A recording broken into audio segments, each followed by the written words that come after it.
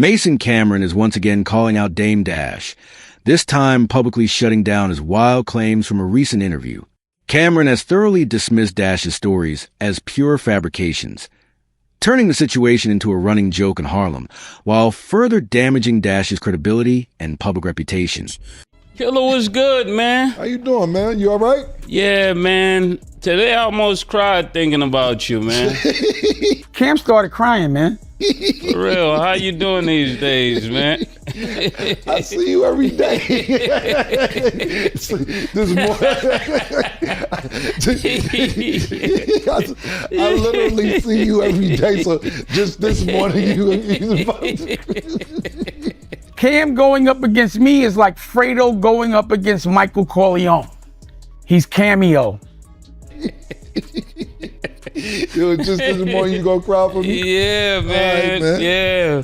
I hear you, man. Well, I'm good. You never told me about you and Big L and Dame being in the car. I was on my way to the hill, me, him, and Big L. And I made a left on Amsterdam into a checkpoint, and I didn't have a license. But at that time, they didn't really always lock you up, but they sometimes did. So I was like, yo, I think I can get out of this, but I'm just letting y'all know I got 3 bricks in the car, but I'll wear it. Wow, yeah, yo, I seen that. I didn't know me, Big L, and Dame was in the car together. Cam started crying, man. And he told us right then and there that he would put himself in PC. Dad, I'm putting myself in PC. Me and Big L like, what? What? I didn't even know that me, Big L, and Dame have ever been in the car together. Oh, man. You know what's great? I was going to save that for my show because I didn't want to get into this. I really didn't want to get into it. Yeah, I was going to mind my business, but I saw Mo with the popcorn. I said, so he's taking my part, hey, boss. I've never, look at Mo got the I'm not going to talk with Flea. So we went to the side and was like, afterwards we were laughing, but we were like, I was like, I will never hustle with him. He's a ball player and he does music. So I never really, he's a civilian. But you can't be saying you the best that ever did it in Harlem and you never sold drugs. And if you had to go to Ohio after you was a rapper, that's not the best that ever did it. How dare you say some shit like that? Nah, I'm gonna say for totally, but I didn't know that nigga was such a liar. Like, you know how your man is your man, so you probably don't be annoyed. Like that's your man. You be like, nah, you just hate us. I didn't know this nigga lied like that, man. Yeah. First of all, let me tell you something. And I'm gonna tell you to talk Flea, but Mace, no. Yeah. Yo, listen, bro. Big L is not your man. This whole shit don't even make no sense. First of all, I'll say this real quick because we gotta move on. Me, you, and Big L going to get drugs or riding around Harlem don't even sound right. Big L didn't fuck with you. I tried to plug you into Big L when you wanted to sign him when he started his own label, Flamboyant. And y'all was trying to sign him. But Big L brother, Big Lee and Reg, they didn't like you. If you had 3 bricks in the car, or you was on the way to get 3 bricks in the car, or on the way to get bricks, whatever fucking lie you told, story you told, you wouldn't have made it home. Big L lines niggas. Mace, right? Yeah. Yeah. He lied to me. So, no, Big you L, got a point there. Yeah, you quick on your feet. Big L lines like barbers, my nigga. You wouldn't have made it home, my nigga. Stop that. Yo, it's really, you going out bad, bro. Stop lying, my nigga. Me, you, and Big L have never been nowhere to get no work or had no work or stopped in a checkpoint or nothing, my nigga. You going out bad, but I'll just sit on talk with Flea Murder. But yeah, man, you might need to say a prayer for me. Yeah. Larry, what did you have to say about this? If y'all don't know, y'all keep bringing Larry's name up. He'd be like, yeah, I gave you Larry. I put you with Larry. Pause. Because your show, you're sitting next to Larry. I introduced you to Larry. Man, I got a lot, but a little. First of all, Dame, you met Larry through Noriega. Right. So is Noriega supposed to be mad that Larry was starting to do business with Dame? So is Nori mad? You have the ultimate respect for the guy. He accomplished a lot. But then, some of the stuff I didn't like is that, some of the lies. Like when him saying that I'm the reason why he got sued. But what happened was Larry and I and Muddy Waters, the people that are suing me now, we all threw down on a movie and there was a disagreement disagreement of some sort. And this is the reason why I have all these lawsuits now. And I don't like the way Larry did his business and he hung up on me. I have nothing to do with the reason why Dame got sued. One of my biggest problems with Dame when I was doing business was, and I did do business with Dame, I have receipts. I paid Dame for his services. I think I was late one time, and you know, he got mad at me. He's like, yo, he tried to cook, oh man, you was late, da, da, da. And I was only late because I was helping him with Honor Up because Lionsgate didn't give him any budget to promote, unless he lied to me, right? So as a friend, I looked out and I flew his crew out to Vegas and did all of that. So that's one thing I didn't like, and that's a complete lie. Now, what pissed me off even more is that I did a movie with Dame. I put up $52,000. That shit is like poof, vamoose. It left, and that's where we had a falling out, and he got mad at me on the phone because he was talking greasy to me, and I hung up on him. And ever since that point, he says I do bad business because I hung up on him. And as a man, I'm not gonna let nobody talk to me greasy. Just because I don't act like I'm tough or do this, doesn't mean I ain't prepared for war. You know what I'm saying? If Dame was in my face, I mean, it would have probably been a different, because it's not cool, because he talks about respect, but on that phone call, he didn't give any respect. So that was my way of saying, I'm not gonna tolerate this. I'm a grown man, I'm not a child, especially if I'm one of your peers. So this was going on. Larry doesn't know anything about the movie business. Dame says, look, let's go 3 ways on the movie. 50,000 from me, 50,000 from Larry, and 50,000 from Dame, Larry, and Mike is the dude name. Yeah. Larry allocates the money to some lady that Dame tells him to allocate the money to. When Larry calls Dame and says, yo, I gave her the money, Dame said, you stupid motherfucker, why would you give her the money? She's stealing. Larry's like, yo, I don't know this lady. You gave me her number and told me to give the money to her. I don't know nothing about movies. You dumb motherfucker. Why would you say it? You stupid, da da da da da da. So Larry hangs up. So then he hits me and was like, yo, Cam, we not speaking to Larry. I said, why? He said, because he hung up on me. I said, bro, everybody don't want your verbiage. Fuck that. We not speaking to him. So everyone I brought around Larry, I was like, yo, I'm not f***ing with Larry. But you decided I'm gonna f*** with him anyway. And then, because we were supposed to be doing Pink Mink, y'all decided to do business without me. That's called backdooring somebody. And I want you to tell me about your loyalty game, how that's loyal. But when somebody disrespects me, you still work with them, they become your best friend. You have a show, you have a platform. Larry, you could tell your side, but you tell me how that's any kind of loyal. Larry was paying you $5,000 a month to post weed on your page. That's a lie. You ain't Snoop Dogg, nigga. You ain't Wiz Khalifa.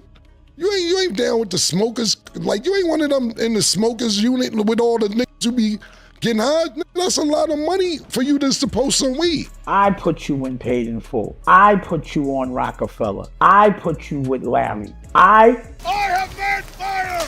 I brought you to Las Vegas and introduced you to Larry while we were making the A-Track record. That's another project we did that actually was on the radio, but for some reason we didn't want to promote that either. I just don't know why, but I did it because I didn't want to see your legacy go. Boom. Let's move on to A-Track.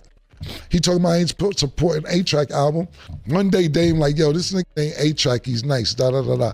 I'm like, all right, cool. Dame got an ear, he know what's going on. Let's do it. A-Track come to my house. This probably 2013, 14. I got a studio in my house. He come to my house, his word to everything I love. I'm cooking, I'm doing songs. I'm cooking, I'm doing songs. I'm in the middle of shuffling. You can ask anybody who there. Rocky, Dame's wife, his assistant, they all still around. Ask him. I'm shuffling, doing songs. I cooked a full-course meal and knocked out 7 songs in like an hour and a half.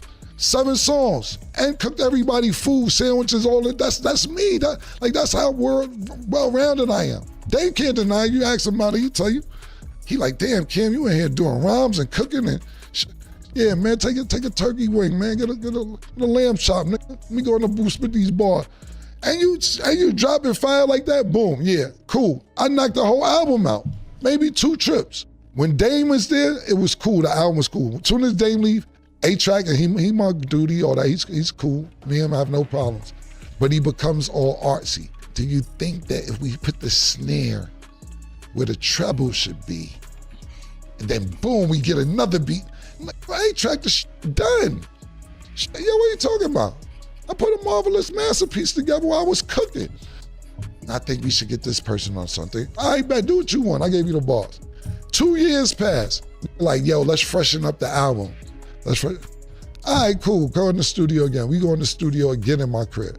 I knocked some more shit out for the nigga. He got some features on there now, all right, cool. I knocked it out again 2 years later. He calls me again, A-Track. Well, I think if I get this other beat, man, do what you want to do. I don't even know you like that. I'm not being cool, A-Track. I don't want to brush him off like I don't know him now. Another 2 years come back. We in Vegas now. Yo, Larry got a studio in Vegas. Let's go there and knock the A-Track out. Again, it's 5 years. All right, bet, fine. Go to the studio, man. Fuck it. It's 5 years done pass. I knock it out again. Some more A-Track called me about 18 months later talking about, you want to do? No, I don't want to do nothing else, man. No. I knocked it out the first 48, but you want to keep doing shit over and over and over. Then when I hear the final, he calls me another 2 years. So now the album is like 9 years old. He calls me and says, yo, I think I got distribution. Man, I don't give a fuck about that album, man. The fuck you talking about we got distribution? Man, don't do whatever with that shit. It's a decade old, I don't give a fuck. I want you to hear it. Now he's sending me the album. He got my lyrics over beats that I didn't rhyme to. You know, I be trying to finesse their own beat to my lyrics and they sound nasty. I'm like, yo, man, shit ain't even on beat. People do that now on Instagram, be sending me my freestyles to their beats, and I be like, man, I ain't retweeting that, reposting that. Trash. A-Track got my motherfucking lyrics with some fucking Caribbean beat that I never even fucking heard. Shit ain't even matching. I don't like the album because first of all, to me, the lyrics are outdated. Secondly, my lyrics are not going to the beat. It's not matching. And they ain't talking about, yo, you gonna post it? No! So if you wanna know why I didn't promote, those are the reasons. A decade-old album, because your man A-Track, and he's my man too now, kept waiting and wanted to be too artistic and too creative. And you know who's pop right now? You know who's pop? Being artistic? Ooh. Salt Babe, this nigga doing all this. That's what A-Track did. He kept doing this. And shit got stale. Yeah, it got stale and I didn't want to be a part of it. So that's why I didn't promote A-Track album or Honor Up. I didn't like either one of the projects. Not saying I didn't like the people in it. Then he gets that Honor Up and it's a lie what he said. It was a lie. So I'm like, why is he lying? And then I'm like, he knows Mook is in there. Pause. In the movie, Smoke Dizza, my OG Daniel, Black, my whole crew. So you trying to diss my whole crew and make what they did whack, but everybody else says it's good. It was in the New York Times. Kanye gave the illest fucking premiere and everyone said it was, everyone has said that. Why would you say that? Promote it. I'm saving you by not promoting it. Shit was nasty. You my man. I ain't gonna let you go outside like that. All them other niggas who let you go outside like that, they ain't your man. To me, this has been one big setup. I will say that. I think this whole from the jump is a setup, bro. Dame is beefing with 50 Cent on the internet. I bump into 50 Cent. 50 Cent sees me and be like, Killer, what's up, nigga? Getting some money. You know, oh, nigga, what you used to do back in the days, pat in the pocket, you getting that money? Cool. Me and 50 good. We ain't got no problem. Dame calls me and says, yo, I seen 50. How you gonna let him pap you? This is verbatim what Dame said. I'm telling the audience verbatim. Yo, I seen 50, you and 50. How you gonna let them pap your pockets? That ain't Harlem. Harlem niggas don't do the Pat Pat Club. When you see niggas from Harlem, just give them a pound. You down with the Pat Pat Club? We not in the Pat Pat Club. How you down with the Pat Pat Club letting niggas pat your pockets? Yo, why he giving you the Pat Pat? I said, Dame, you crazy, whatever, man. However you want to say it's crazy, man. He says, me and 50 going through something on the internet right now. You mind if I bring that up and say that he was patting your pockets? I say, Dame, I don't give a fuck. Now, mind you, pause this story right there. If you gonna say something about 50 cents, what are you calling me for to get my okay if you're beefing with 50 cents? You shouldn't even have to call me about that if you're gonna be talking about 50 cents. Dame gets on the blog and says, yeah, and this nigga Cam let 50 cents smack him on the ass. 50 patted him on his hips twice. He gave him a pat pat. So I'm like, yo, why he smacking Cam on his ass like that? Pause, like what in this environment? Not the Pap Club, not the pockets. Which, Cam, that ain't Harlem. How you let a nigga smack you on the ass? But then again, What you supposed to do when a big, strong come over and slap you on the ass? I'm like, bro, that's not what I agreed for you to say. So when he said it, I'm like, yo, why would he say that? I called and asked you. I asked you, could I say that? That's not what you asked, could you say, because I wouldn't agree to that. I did not agree to that. But I didn't say anything. I ignored it. I ignored the whole I just didn't pick up the phone for the nigga because I'm like, so now after that, he does another interview. And you letting 50 smack you on the hips? And y'all chilling? Something must be going on. A Harlem nigga never lets anybody smack him on the hips, on the ass.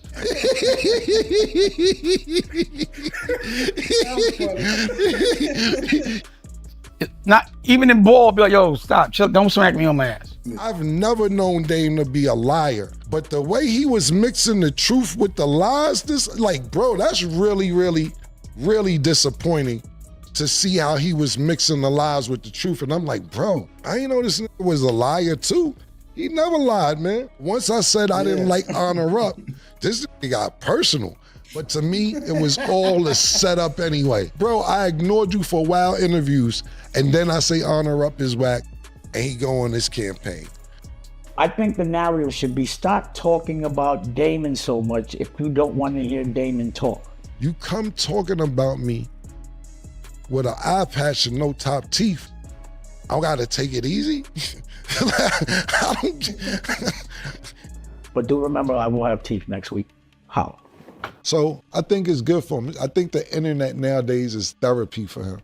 And he turned into the chatty patty that he told everybody else not to be. He probably can't afford to go to therapy right now. So this is probably good for him because he needs therapy. You know, Cam had Fendi call me yesterday, FaceTime, because he found out, he didn't know I'm the chairman of Revolt right now, but I think he knew I had a show coming and he wanted to be the executive producer. First of all, Fendi, no disrespect, but he don't have a mustache. So I said, Fendi, I don't trust niggas that don't have a mustache, especially dark-skinned niggas without a mustache. From Brooklyn. But also, Cam plays too much. So if he's the chairman of Revolt, or if he thinks he's the chairman of Revolt, I just think he's a man sitting in a chair.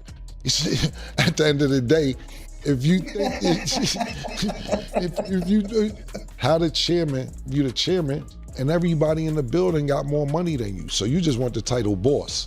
The janitor, the secretaries, everybody in the cubicles, programming, marketing. What you want? You want to ask them for lunch money?